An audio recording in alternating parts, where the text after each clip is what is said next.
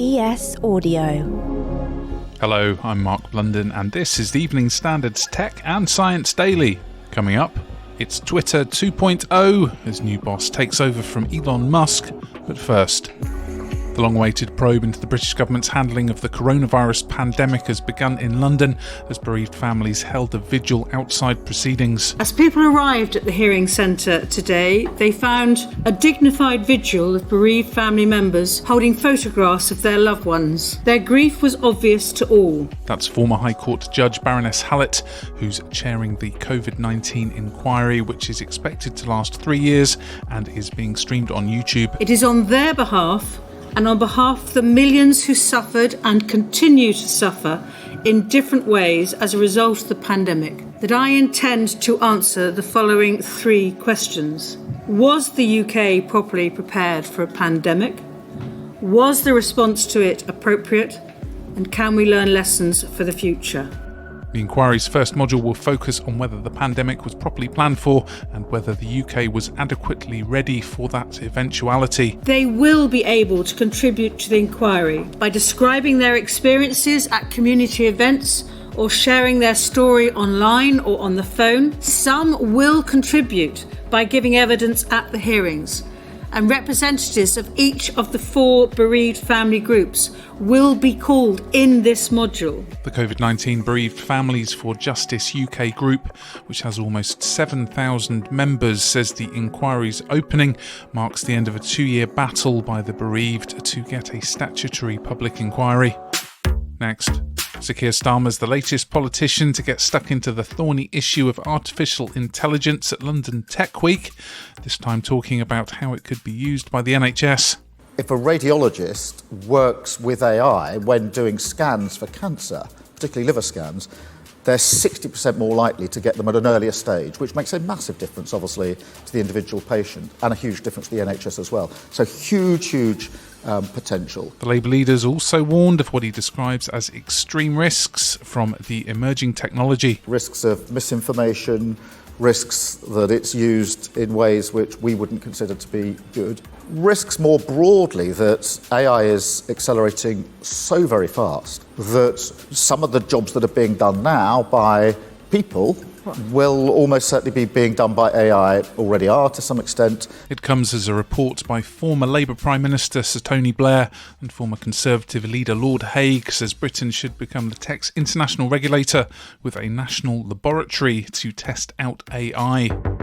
Next, Twitter is about to enter what the platform's new boss, Linda Yaccarino, has called its 2.0 phase after she took the helm from owner Elon Musk. Despite the social media network being dogged by accusations of bots and fake news, Yaccarino wants it to become what she describes as the world's most accurate real-time information source and a global town square. One of her biggest challenges will be enticing back advertisers who left Twitter after Musk took over and reinstated accounts that had been banned by moderators over their views on politics or identity. Now Yaccarino says she wants an unfiltered exchange of information and open dialogue about the things that matter most to us.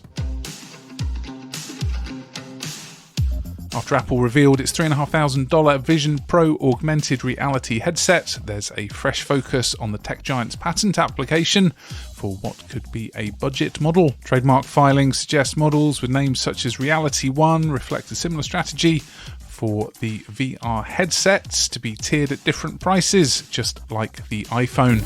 As Britain bakes this week, it probably doesn't seem like the ideal time to be discussing heat loss from buildings, but fix the roof while the sun's shining and all that.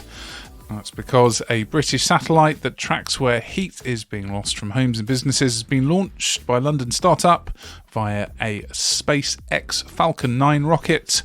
HotSat-1, made by Satellite View, uses an infrared sensor to scan properties as it zooms over 300 miles above the Earth. It's hoped satellite data will inform which buildings can be retrofitted with better insulation to help do more to combat global warming.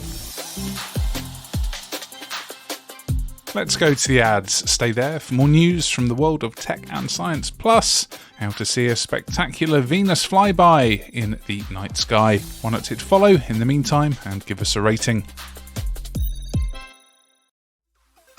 Welcome back. Studies revealed how fat builds up in the body and where it's distributed can be linked to different risks of cancer in men and women.